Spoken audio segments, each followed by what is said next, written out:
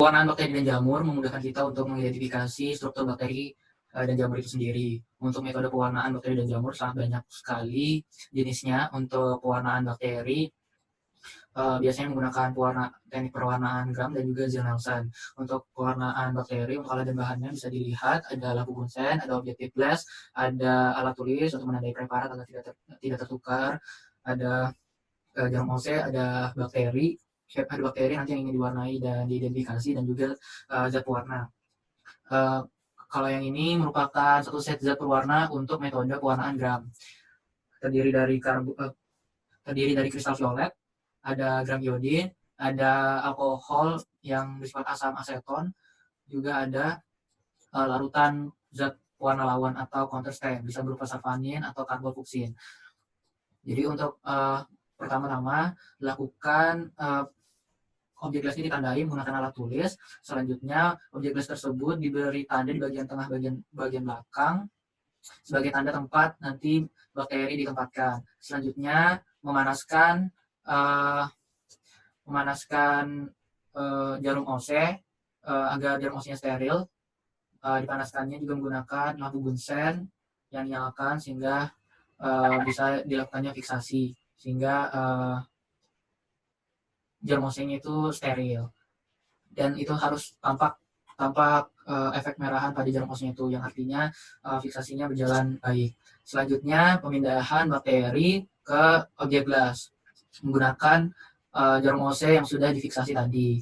Lalu di objek glass itu diletakkan pada bagian yang sudah kita tandai dan diratakan. Selanjutnya setelah menggunakan jarum OC-nya itu dipanaskan lagi agar steril. Selanjutnya objek glass yang sudah diberi bakteri tadi kita diamkan pada suhu kamar.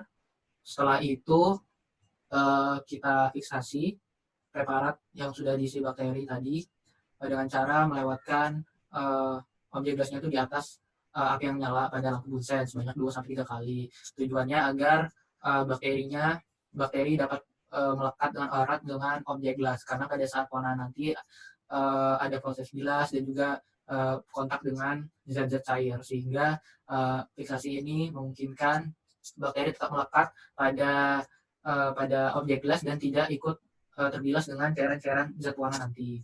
Selanjutnya untuk pewarnaan, pertama objek glass atau preparat yang sudah kita siapkan tadi diletakkan pada meja preparat. Ini meja preparatnya, dan ini ada objek glassnya ini ada preparat yang sudah kita siapkan tadi. Pertama itu pemberian larutan kristal violet pada preparat.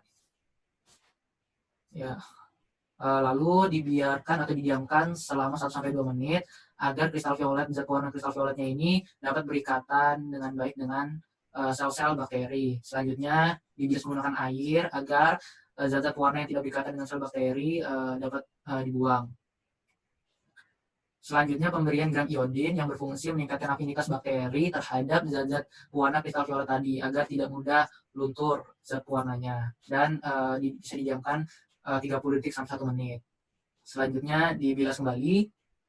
Setelah dibilas, masuk ke tahap selanjutnya, itu proses dekolorisasi, di mana pemberian alkohol asam aseton pada preparat yang fungsinya nanti melunturkan zat warna pada bakteri. Tapi zat warna yang luntur hanya terjadi pada bakteri gram negatif, karena pada bakteri gram negatif lapisan peptidoglikannya sangat tipis sehingga memungkinkan alkohol dapat masuk ke sel bakteri dan membuat zat warna kristal violet larut dalam alkohol yang diberikan dan ikut terbilas, sehingga membuat bakteri gram negatif warnanya luntur. Sedangkan kebalikannya untuk bakteri gram positif, karena lapisan peptidoglikannya sangat tebal, alkoholnya tidak dapat masuk sehingga zat warna kristal violet tetap berada pada sel bakteri gram positif, sehingga terjadi perbedaan antara bakteri gram positif dan gram negatif.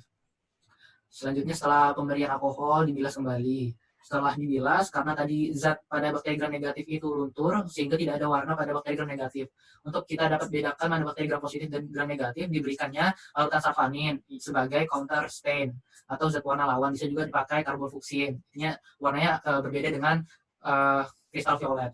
Jadi nanti zat warna dari counter stain ini akan berikatan dengan bakteri gram negatif yang warna sudah luntur tadi, sehingga memberikan efek warna merah muda atau pink pada bakteri gram negatif. Sedangkan zat warna counter stain ini tidak berpengaruh pada bakteri gram positif, dikarenakan pada bakteri gram positif zat warna kristal violetnya sudah berikatan erat dengan sel bakteri gram positif itu sendiri, karena sebelumnya diberikan larutan gram iodin yang meningkatkan afinitas antara zat pewarna kristal violet dengan bakteri itu sendiri, sehingga tidak memberikan efek apa-apa. Dan hasilnya, sebelum itu dibilas kembali, dan hasilnya pada bakteri gram positif akan menghasilkan warna biru, dan bakteri gram negatif akan menghasilkan warna biru atau ungu, dan pada bakteri gram negatif menghasilkan warna merah muda. Setelah tadi dibilas, dikeringkan dulu sebelum dilihat di bawah mikroskop. Nah, ini merupakan hasil bawah mikroskop yang saya dapat, di mana bakterinya berwarna ungu yang menandakan ini merupakan bakteri gram positif. Setelah itu ini bakteri gram negatif karena warnanya merah muda. Selanjutnya metode Zell-Nelson.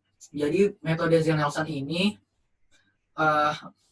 dia menentukan apakah bakteri yang berada pada dalam bakteri pada preparat itu merupakan bakteri tahan asam atau tidak. Jadi bakteri yang tahan asam merupakan bakteri yang dapat berikatan dengan zat warna tertentu. Pada praktik ini menggunakan zat karbofluksin yang nanti diberikan pada preparat dan juga dipanasi, sehingga nanti bakterinya bisa menyerap karbofluksin. Karena kalau bakteri yang tahan asam itu, setahu saya, dia memiliki kadar lipid yang sangat tinggi, sehingga hanya zat warna tertentu yang dapat berikatan dengan bakteri yang tahan asam ini, seperti Mycobacteria, kelompok Mycobacteria. Contohnya Mycobacteria tuberculosis. Itu juga nanti pembuatan preparat ini berbeda dengan bakteri gram, bakteri yang lainnya, di mana preparat itu berasal dari dahak seseorang. Jadi nanti kita mengidentifikasi bakteri pada dahak seseorang. Nah, untuk metode pewarnaannya, zat warnanya ini di sini ada karbofluksin, ini ada alkohol, tapi alkoholnya itu berbeda dengan warna gram, di mana alkohol yang dipakai ini lebih asam, di mana terdiri dari aqueous dan juga HCl dalam kadar tinggi, sehingga alkohol di sini merupakan alkohol yang sangat asam. Lalu juga ada zat counter stain, di sini dipakai methylene blue. Prinsipnya hampir sama saja dengan dengan pewarnaan gram.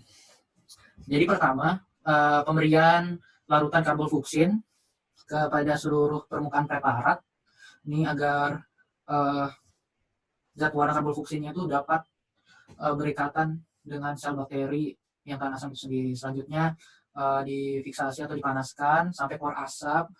Proses ini juga bertujuan agar benar-benar zat warnanya bisa berikatan dengan bakteri yang tahan asam atau Mycobacteria. Dilakukan 2-3 kali, ini selama 5 menit. Ini dia sampai keluar asap. Tapi juga jangan sampai mendidih ya, agar bakterinya tidak rusak. Setelah itu didinginkan sebentar agar kita dapat menggunakan preparatnya lagi.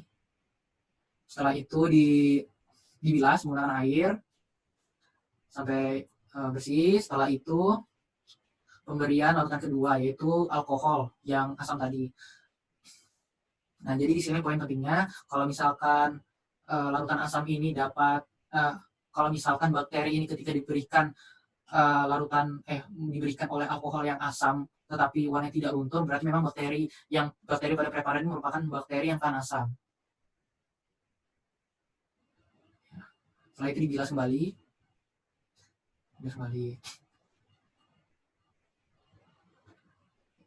Ya, dan pastikan rekolorisasi ini memang zat warna semua luntur. Nah, bisa dilihat. Selanjutnya pemberian larutan counter stain, atau di dalam hal ini adalah methylene blue. Tujuannya agar kalau memang pada preparat ini ada bakteri yang tidak tahan asam, nanti dia akan terwarnai oleh methylene blue. Jadi nanti kita bisa membedakan mana bakteri yang tahan asam dan mana bakteri yang tidak tahan asam. Setelah dibilas dan dikeringkan pada suhu kamar, lalu kita bisa melihat pada bawah mikroskop. Nah, ini merupakan hasil dari mikroskop, di mana yang merah merupakan bakteri yang tahan asam, dan ini setahu saya nih bakteri Mycobacteria tuberculosis yang warna merah pink, sedangkan yang warna biru ini karena dia sebelumnya luntur karena asam, berarti dia tidak tahan asam, dan pada saat pemberian larutan ketiga dia terwarnai oleh methylene blue. Selanjutnya pewarnaan jamur. Jadi pewarnaan jamur untuk alat dan bahannya kurang lebih sama dengan pewarnaan bakteri, tetapi terdapat perbedaan di mana kalau pewarnaan jamur itu ada penambahan cover glass. Ya, nanti fungsinya mungkin dijelaskan pada saat praktiknya saja. Jadi sebelumnya objek glassnya difiksasi dulu agar steril. Selanjutnya ditandai. Ya. Nah, perbedaannya juga pada saat membuat preparat jamur. Oh ya, ini juga menggunakan metode sebentar. Lactophenol cotton blue. Nah, jadi ini merupakan zat warna lactophenol cotton blue. Jadi untuk pembuatan preparat dan pewarnaannya sangat sederhana dan agak berbeda dengan pewarnaan bakteri, di mana pada metode lactophenol cotton blue ini zat warna lactophenol cotton blue ini diletakkan dulu pada preparat. Jadi dia zat warnanya dulu baru jamurnya itu sendiri. Sedangkan kalau bakteri tadi bakterinya dulu diletakkan baru pewarnaannya yang terakhir. Selanjutnya, nah ini merupakan sediaan jamurnya, dimana juga kalau yang saya ketahui memang cara bukanya harus seperti ini ya, menggunakan clinking. Ya, selanjutnya ya permukaan tabungnya dipanasi dulu agar meminimalisir kontaminasi dari akun lain. Selanjutnya mengambil jamur menggunakan jarum oses, dan harusnya ini jarum osesnya sudah dipanaskan sebelumnya. Jadi prinsipnya jarum oses itu sebelum dan sudah digunakan harus dipanasi dulu. Nah, lalu nanti jamurnya diletakkan pada bagian zat pewarna. Dan oh ya, untuk zat pewarna tadi tidak usah terlalu banyak ya, bisa setetes saja agar nanti ketika ditutup dengan cover glass itu zat warnanya tidak gugur kemana-mana dan tidak mengganggu hasil identifikasi. Selanjutnya ini jamurnya diaduk ya bersama zat warna agar zat warnanya dapat berikatan dengan sel jamur itu sendiri sehingga dapat menghasilkan warna pada jamur. Aduk sampai rata. Nah, selanjutnya ditutupi oleh cover glass ya, dan ratakan. Nah, di sini makanya pentingnya pemberian zat warna jangan terlalu banyak agar warna itu tidak gugur kemana-mana. Nah, kalau ini dia pas kayak ya pas. Nah, selanjutnya warnanya sudah selesai, langsung tinggal diidentifikasi di bawah mikroskop. Bisa lihat di bawah mikroskop. Untuk hasilnya, nah, jadi datang dulu ini. Nah, untuk hasilnya nih, ini hasil dari warnaan jamur ya. Nanti bisa diidentifikasi di bawah mikroskop. Ya, sekian dari saya. Jika ada kurang mohon dimaafkan. Terima kasih.